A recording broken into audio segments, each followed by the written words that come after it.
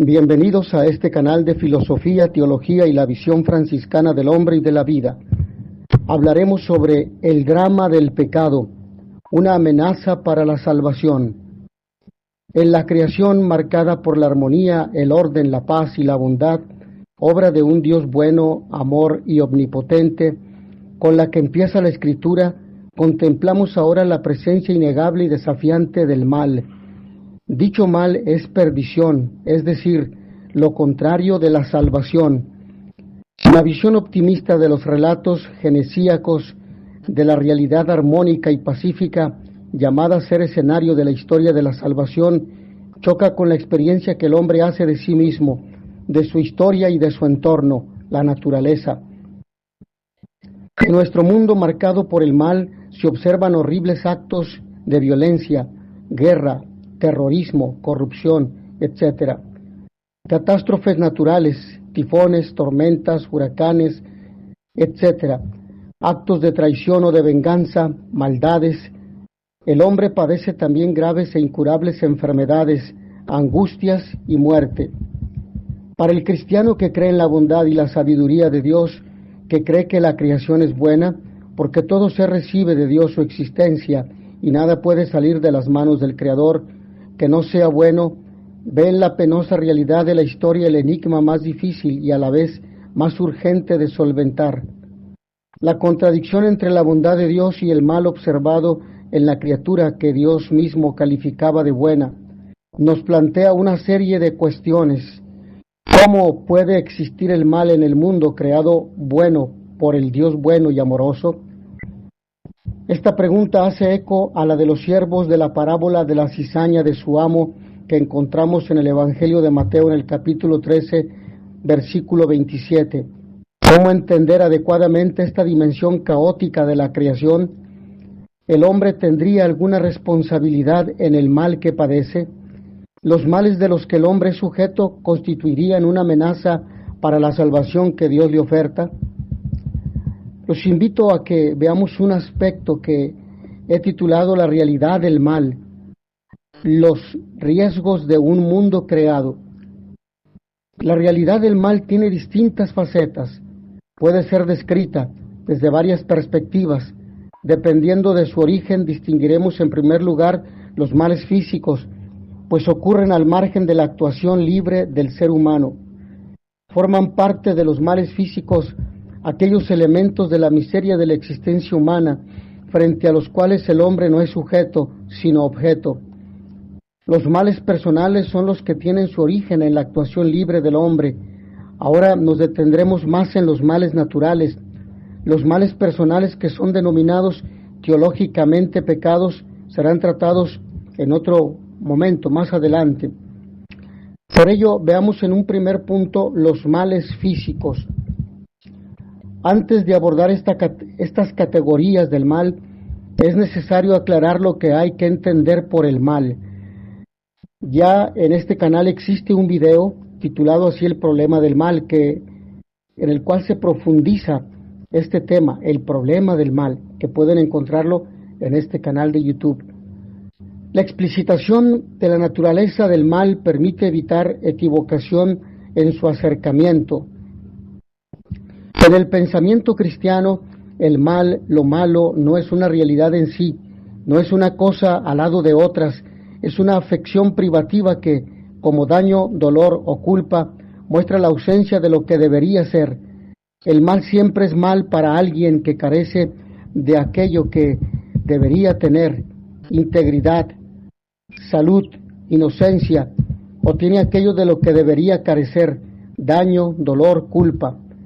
El mal conlleva la sustantivación de algo que es relacional o valorativo. El mal no tiene una sustancia propia al lado de la del bien. Dicho de otro modo, cualquier tipo de ontología del mal es rehusado. Hay una asimetría absoluta entre el bien y el mal en lo que respecta al soporte óntico. El mal es un no deber ser respecto de lo que debería ser. En términos agustinianos, el mal es corrupción del bien, medida, belleza, orden natural. El carácter relacional no es una negación de su dimensión objetiva o afirmación del relativismo, sino que subraya la ambigüedad de la realidad calificada de mala. En efecto, que el mal sea siempre mal para alguien no convierte su realidad en algo subjetivo, como si un relativismo total fuese posible y nada hubiese en la realidad objetiva que anclase firmemente la valoración moral al respecto. Lo contrario es lo correcto. El mal se experimenta como objetivamente malo y anclado en lo real, aun cuando esa objetividad esté siempre referida a una subjetividad que resulta afectada negativamente. De las aclaraciones previas se sigue que el mal físico es la manifestación de lo que no debería ser en dimensiones de lo real en las que no impera la libertad humana. Son males físicos las enfermedades, las catástrofes naturales, los sufrimientos, la muerte. Son males situaciones de desgracias, de sufrimientos que no son causados por los hombres. Es el pensamiento, o mejor dicho, en el pensamiento de Leibniz, tales sufrimientos son efecto de la acción de las leyes de la naturaleza, en tanto que Dios no sería en este sentido omnipotente como para alterar las reglas de la lógica ni las matemáticas, lo cual de ninguna manera constituye restricción alguna de su omnipotencia. Estas reglas son legítimas por sí mismas, no son impuestas a Dios por alguna legislación extraña. En este sentido, los males físicos nos recuerdan la necesidad de revisar nuestra manera clásica de entender la omnipotencia de Dios. Es falsa la aserción en la que se define la omnipotencia de Dios como aquella propiedad suya por la que Dios puede hacer todo lo que quiere. Puede crear un círculo triangular o un hierro de madera. Pero entendamos una cosa, Dios no va a ir en contra, generalmente no lo hará, respetará las leyes de la naturaleza, aunque Dios por amor al hombre particularmente y cuando éste sufre, podrá modificarlas. Por ejemplo, la enfermedad terminal de un ser humano, y donde la ciencia ha dicho que no hay nada que hacer, y cuando el paciente enfermo, sus familiares, los médicos o incluso otras personas oran intercediendo a Dios por él para que se realice la voluntad de Dios en él o le dé la salud, y Dios podrá obrar atendiendo aquella solicitud que le hace el enfermo y aquellas personas que oran por él, como un acto de solidaridad y un acto de amor hacia aquella persona particularmente. Ahora, respecto a este punto que me parece importante para concluir este primer apartado, esto más bien pertenece al concepto de omnipotencia, el que Dios no pueda crear nada que sea esencialmente imposible. Los invito a ir a un punto 2, el origen de la realidad del mal. Acerca del origen de los males físicos, tenemos dos posibles respuestas. El mal es una realidad divina o casi divina que trasciende el mundo. El mal es naturaleza, pero es decir, existe esta postura gnóstica que afirma que el mal procede de una entidad divina. Nosotros sabemos que esta es una herejía, evidentemente. Cuando hablamos del gnosticismo nos referimos a una perspectiva del pensamiento que ha sido contrarrestada en el primer concilio de Nicea en el año 325, cuando los gnósticos afirmaban precisamente esto, que había una entidad divina que era la causante del mal, que era la contraparte de Dios creador, y sabemos que esto es un error. Por lo tanto, para explicar la presencia del mal en el mundo, los partidarios de la primera postura ofrecen una explicación dualista de la creación que he mencionado, a lo que es importante añadir que los maniqueos admiten en el origen del mundo dos principios antagonistas. Manes, el fundador de este movimiento filosófico y religioso, establece el dogma de los dos principios o de las raíces que afirma la dualidad radical de la luz y de las tinieblas, y el dogma de los tres tiempos, que ha de desarrollar todo el drama cosmogónico. En el momento anterior estaban separadas la luz y la oscuridad. En el tiempo medio, el que vive, la humanidad, hay mezcla de dos substancias antagónicas. En el momento posterior y final será restablecida para siempre la separación del bien y del mal.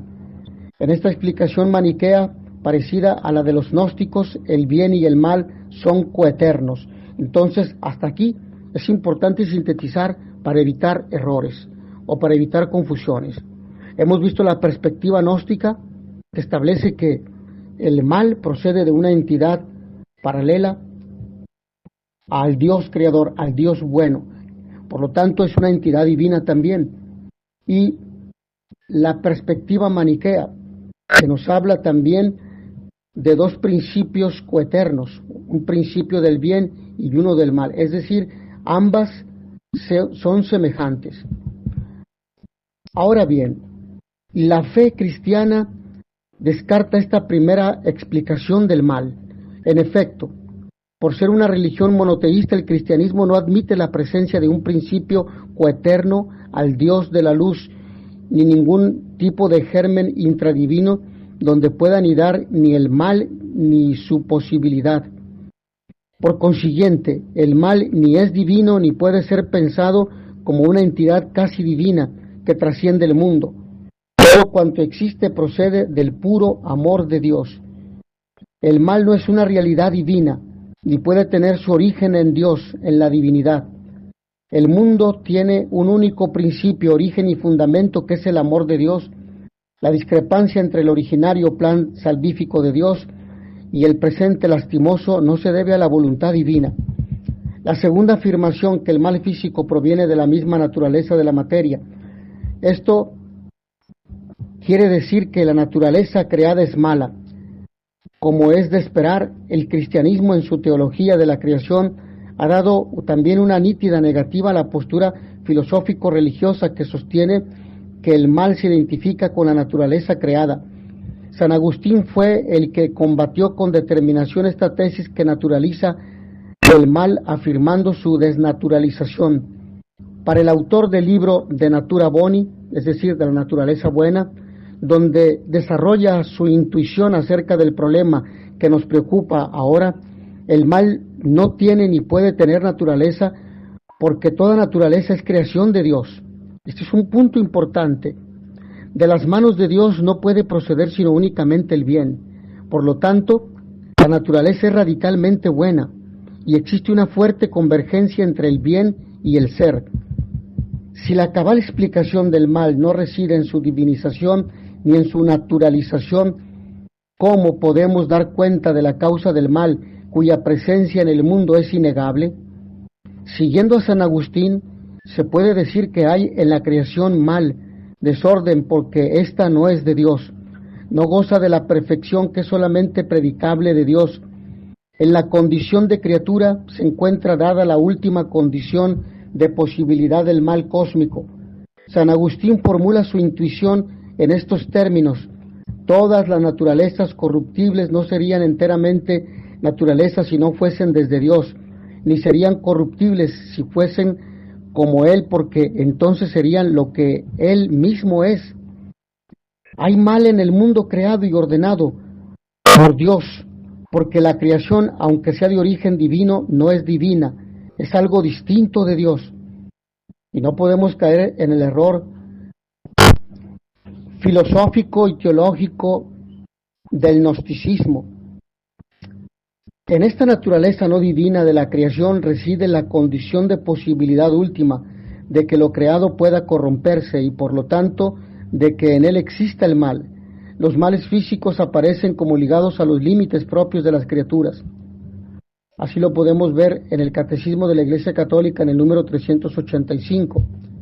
Dios es el bien inmutable, verdaderamente eterno e inmortal, mientras que las cosas son mudables, son marcadas por la contingencia, es decir, podrían ser o no ser. En la imperfección de lo creado, que muestra la distancia cualitativa entre el Creador y la criatura, anida la posibilidad del mal, de la depravación, corrupción, degeneración, decadencia, enfermedad y muerte. Solo Dios, el ser perfecto y absoluto, carece de mal y de su condición de posibilidad. La creación es buena por ser obra del absoluto, pero al no ser ella misma absoluta, tiene ante sí la amenaza constante del no ser, de la vuelta a la nada, que en los males físicos concretos se traduce en lo que no debería ser. La creación, siendo buena, no es perfecta, entonces es susceptible de corromperse. Desde este punto de vista, la condición de criatura es ambigua. Al situar fuera de la esfera divina el origen del mal, se preserva la idea del Dios como el bien supremo. Así, a pesar de la amenaza del mal, Dios sigue siendo el dueño del mundo. Dios no agrede de ninguna manera al mundo que ha creado para ser salvado. La fuerza destructora del mal no puede acabar con la creación, pues a ella se opone la fuerza edificadora, protectora del bien. La realidad del mal no altera la imagen de Dios creador y salvador, sino que la reafirma. En la creación Dios asume el riesgo de la condición de posibilidad del mal, porque su amor, libertad, motivos de su acción creadora son más fuertes que el mal, el dolor, el sufrimiento, etc. El cosmos creado por Dios tiene un lado claroscuro. En el reverso de la condición de criatura se encuentra la raíz última de la condición de posibilidad, tanto del mal físico que ya presentamos, como del pecado moral, mal moral, que enseguida vamos a reflexionar, vamos a ver.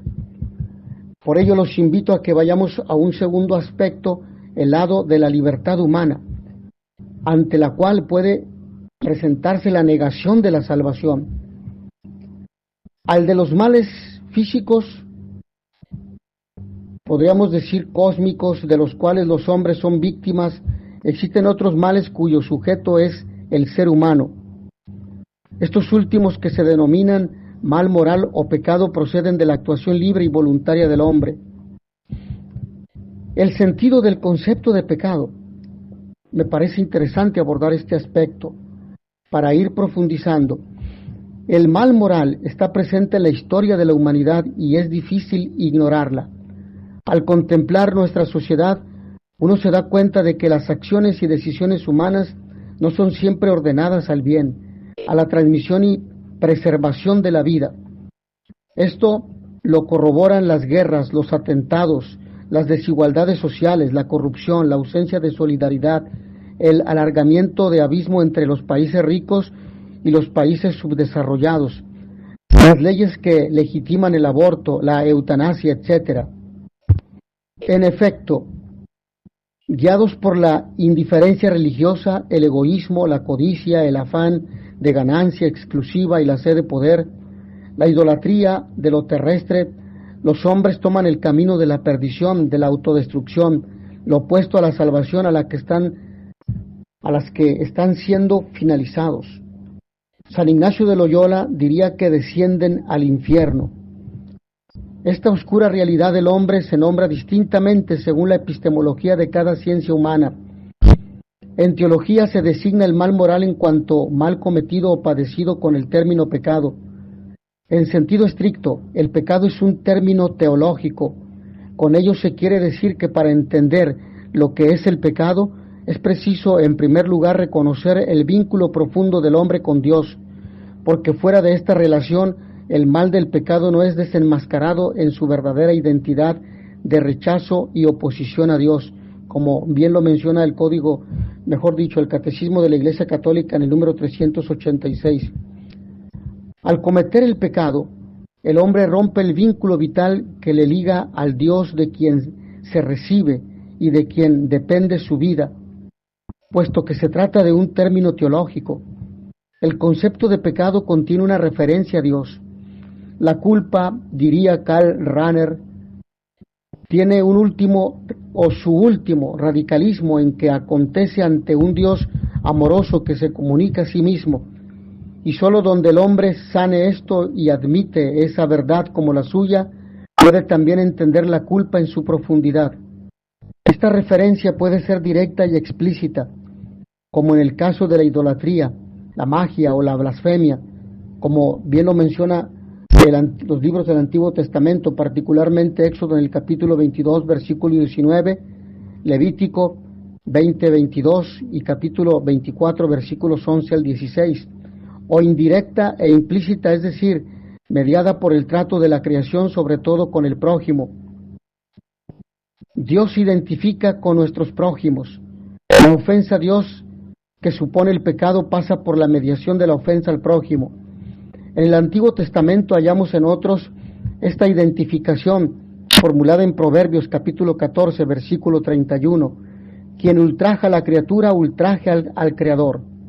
En el Nuevo Testamento, en la perícopa mateana intitulada Juicio Final, Mateo 25, 34 y siguientes, por su intrínseca referencia a Dios, se revela insuficiente la asimilación del concepto de pecado al incumplimiento de un mandato divino o de una prescripción religiosa.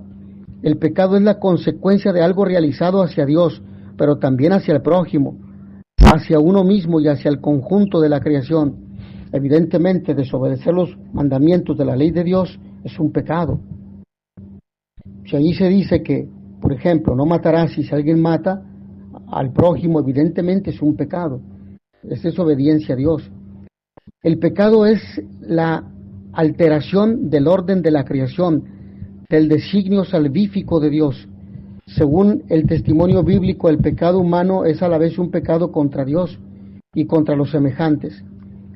El pecado es pecado porque daña al hombre creado a imagen y semejanza de Dios y al orden establecido por el Creador.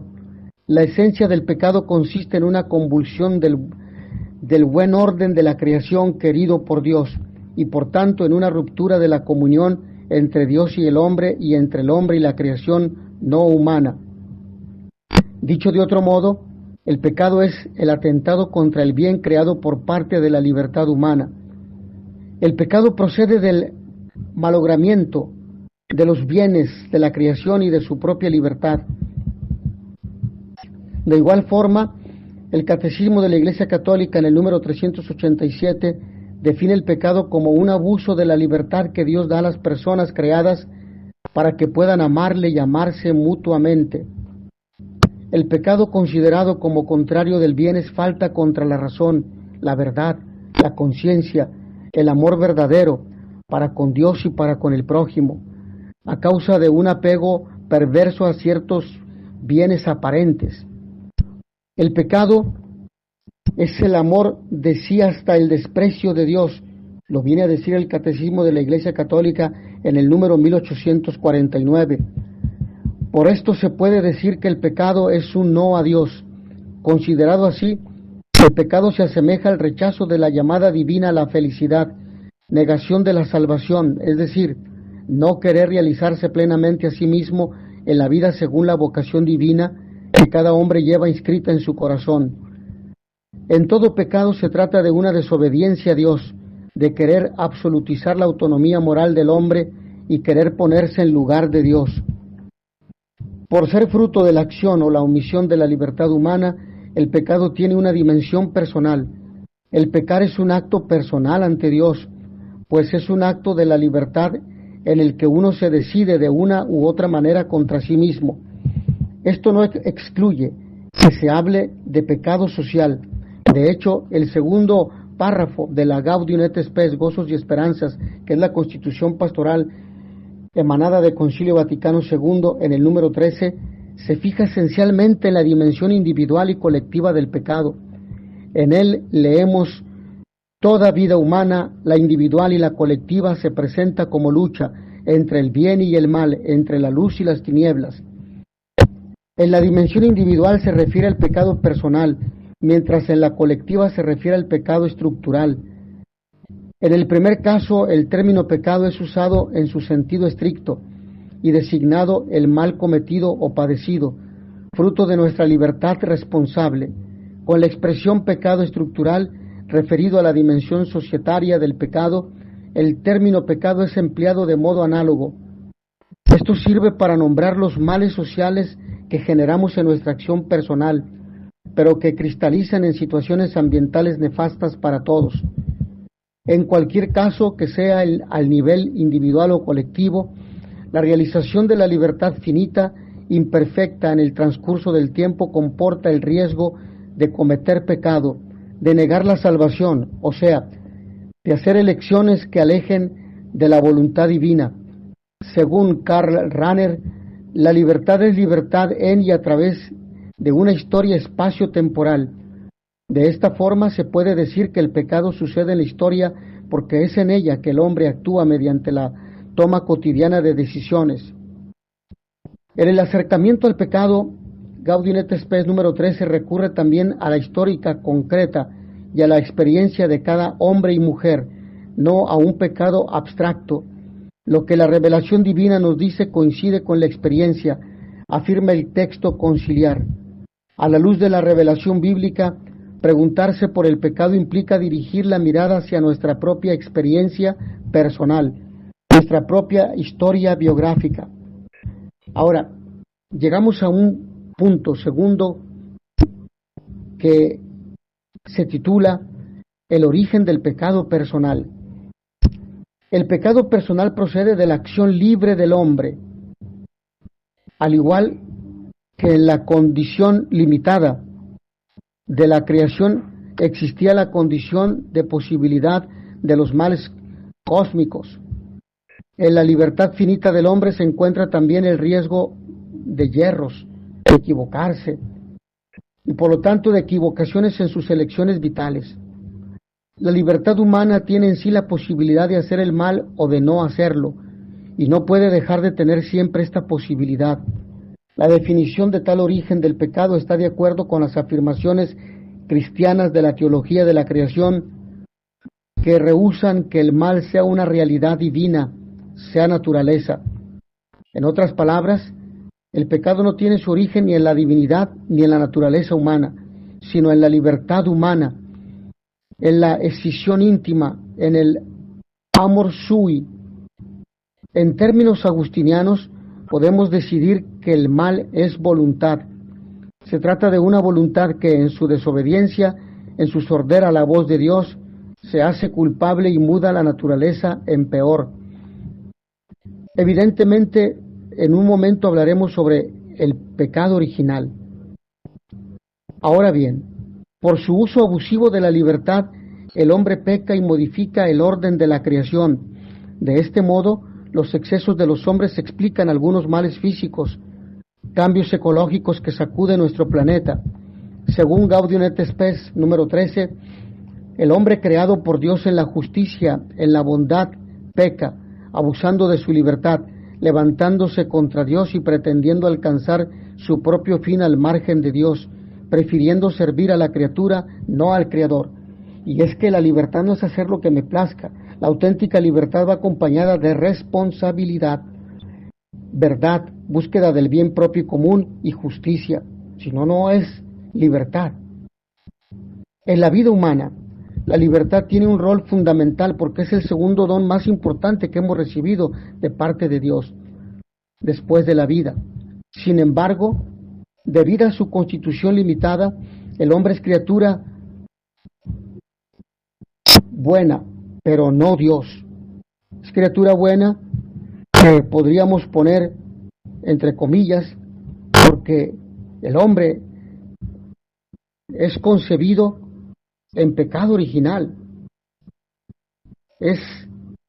está afectado, es decir, la naturaleza humana está herida por el pecado original, y esta es una situación que tenemos que reconocer. Es una cuestión bíblica que encontramos en el libro del Génesis, donde se suscribe la desobediencia del hombre a Dios.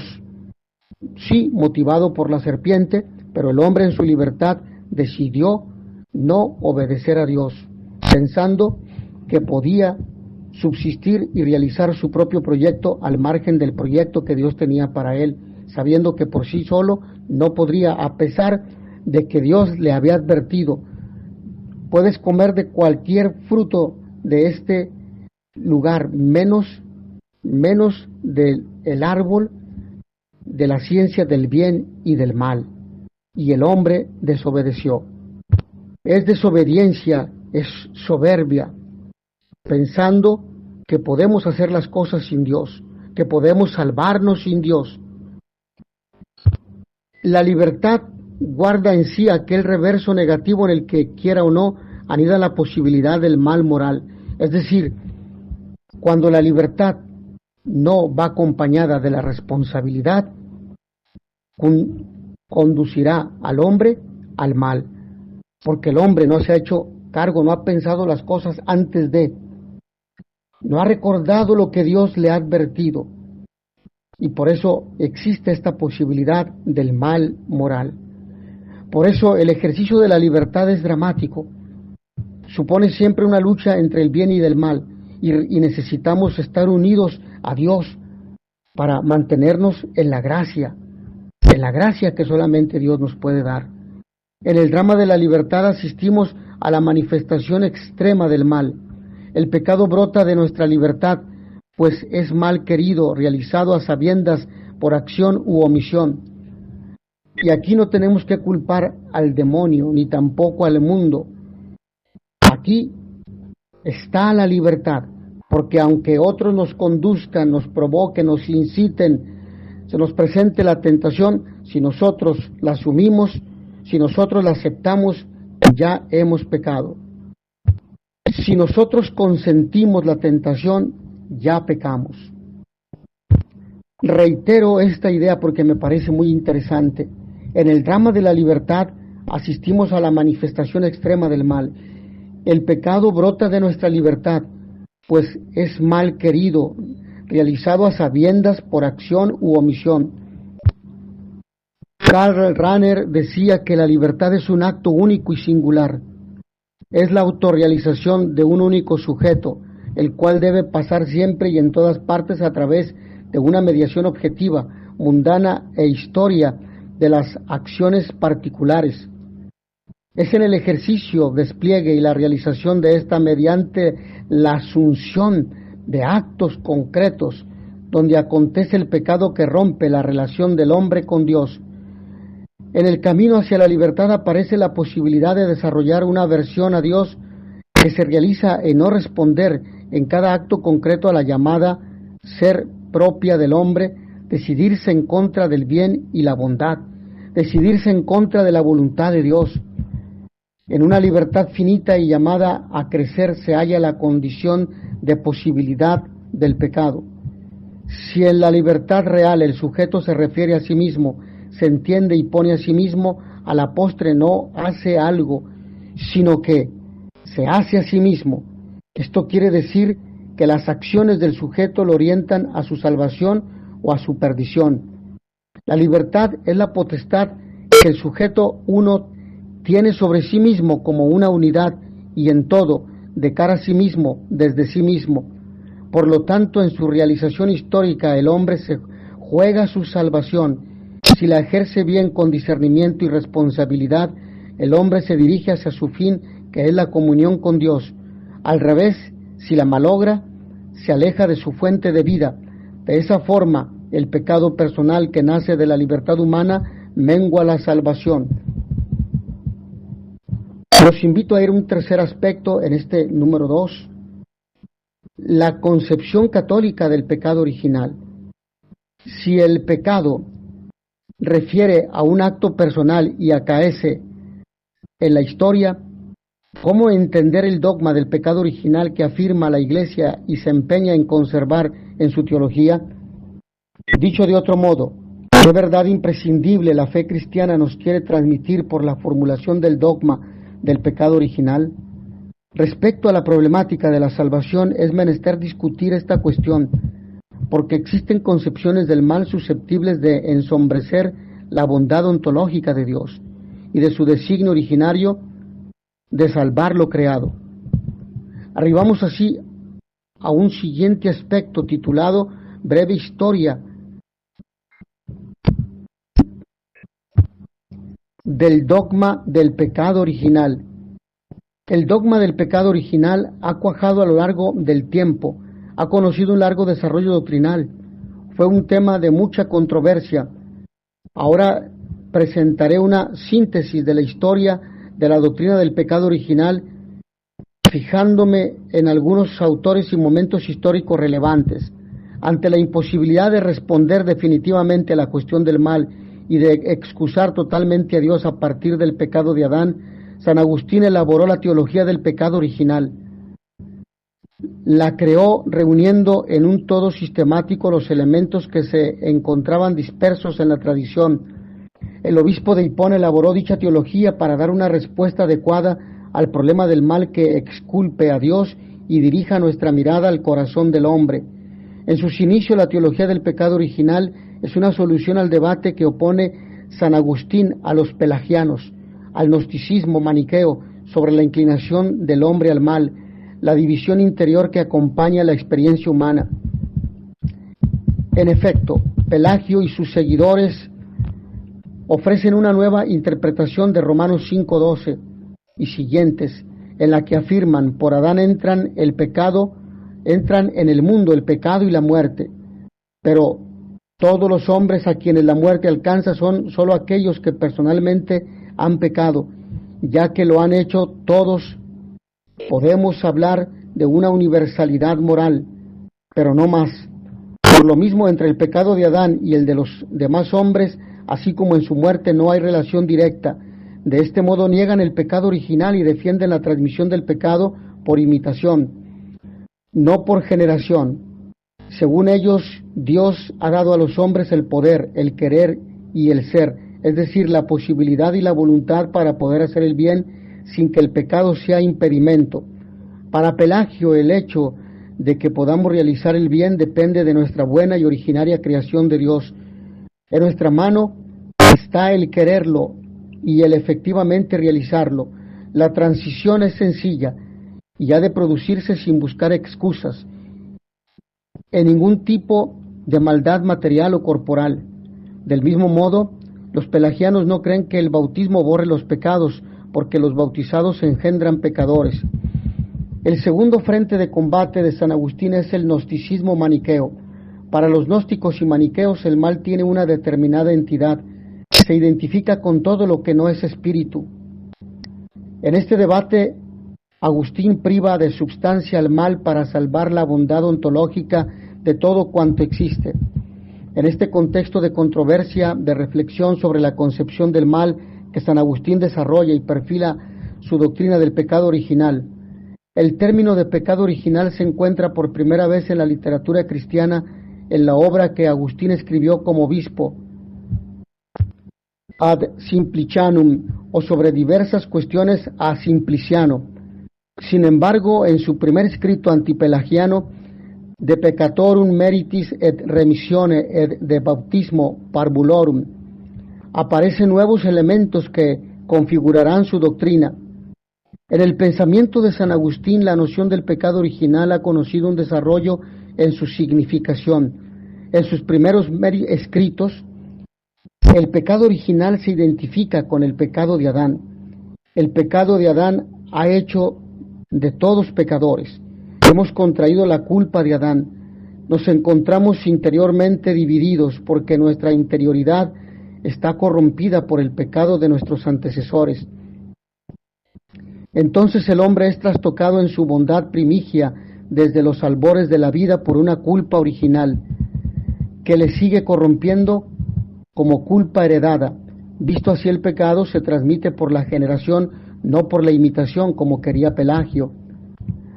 Ahora, usando la noción en un sentido técnico, San Agustín la define como la forma adecuada de nombrar una situación que viene dada desde siempre, un estado, no un acto, a saber, esa situación en la cual reina la inclinación al mal que caracteriza la ambigüedad de toda criatura. Las aportaciones de San Agustín tuvieron un gran influjo en la teología posterior en Occidente. Los 3 cánones del Concilio de Cartago del año 418 y los 2 cánones del Concilio de Orange de 529, que tratan del pecado original, se inspiran en su formulación en el pensamiento del obispo de Hipona. Para superar las teorías meramente extrinsecistas de la atribución a todos los hombres del pecado de Adán, la teología medieval alude al concepto agustiniano privatio, Así San Anselmo y Santo Tomás recuperan la intrínseca referencia a un déficit, carencia, privación. Para el primero, el pecado original es la privación de la justicia originaria. Aquí la justicia refiere a la unión con Dios, la confianza en Él, en la bondad de su mandato. Según Tomás de Aquino, el pecado original materialmente es la concupiscencia, o sea, la privación del equilibrio que debería reinar en la dinámica de nuestra voluntad, pero formalmente es la privación de la justicia original. Para el Concilio de Trento, la concupiscencia en sí no es un pecado, si bien Pablo la considera así en algunas ocasiones. Por la doctrina tridentina, la pasión o concupiscencia se entiende como condición de posibilidad de cometer el pecado y permanece en los bautizados. Llegamos así a un segundo punto titulado La doctrina del pecado original en la actualidad. La teología de estas últimas décadas ha hecho un gran esfuerzo para reformular las doctrinas tradicionales sobre el pecado original, pero sin perder lo esencial de la doctrina. Algunas conclusiones de la representación clásica del pecado original han sido mitigadas.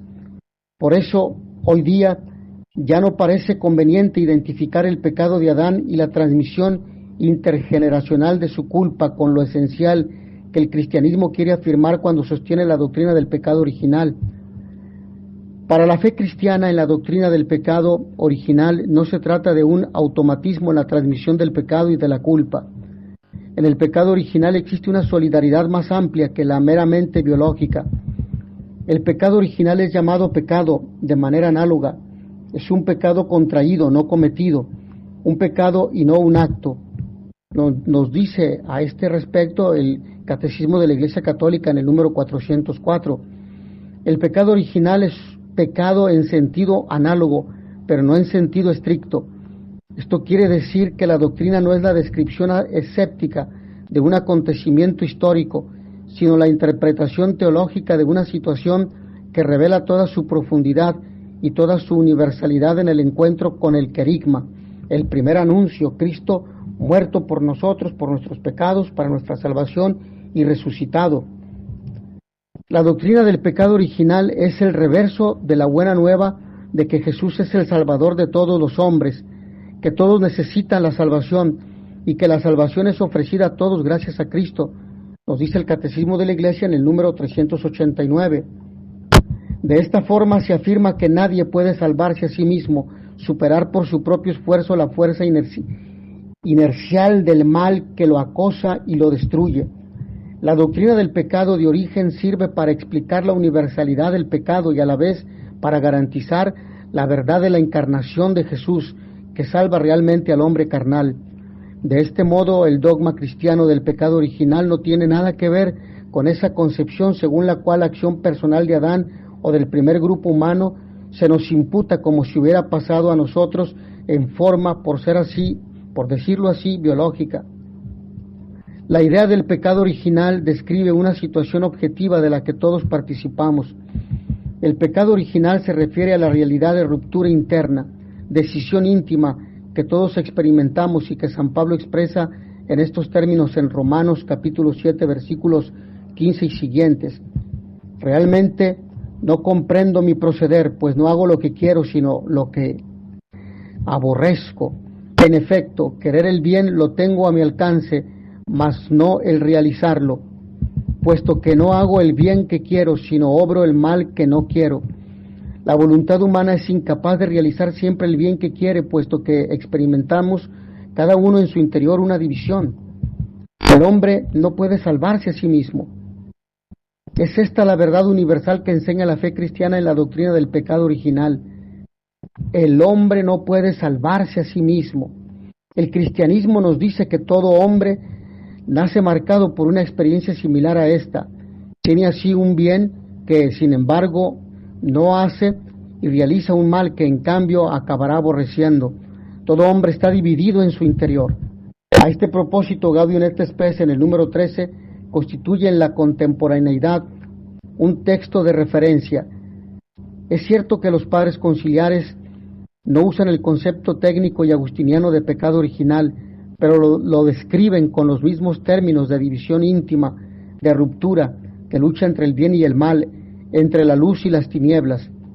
En el texto se contempla una descripción fenomenológica del pecado en la cual cada uno se puede sentir identificado.